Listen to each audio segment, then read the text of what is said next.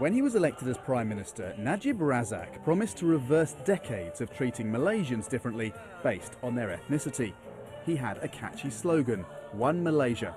But despite shows of unity, here celebrating Malaysia Day, Najib stands accused of backtracking.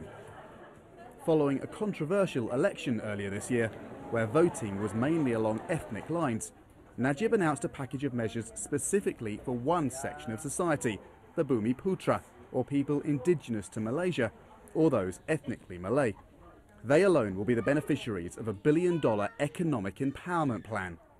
The Malay community, which provided the majority vote for the ruling coalition, need to be rewarded to show that their support was not in vain. So I think he's coming in from a standpoint of having to assuage the party support base. Some communities do need help. There are Bumi Putra villages where poverty is common, and some say the Prime Minister's new policy should go further still. Whatever my Prime Minister announced, to me is still trickle, because the impact of other policies override the interest of the agenda for the economic Bumi Putra. That's why I say there should be more affirmative action. But some say for everything the Bumi Putra population gains, others comparatively lose.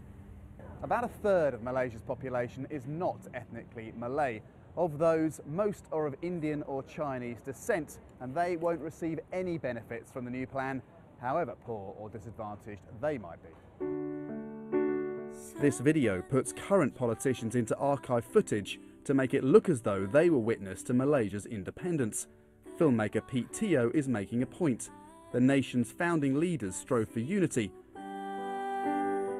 So policies that segregate betray that aim.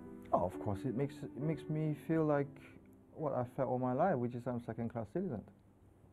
And you do what you do in spite of that. One Malaysia sounds like a policy in keeping with noble aims. In practice, some think Najib's interpretation will lead to an ever more divided country. Andrew Thomas, Al Jazeera, Kuala Lumpur.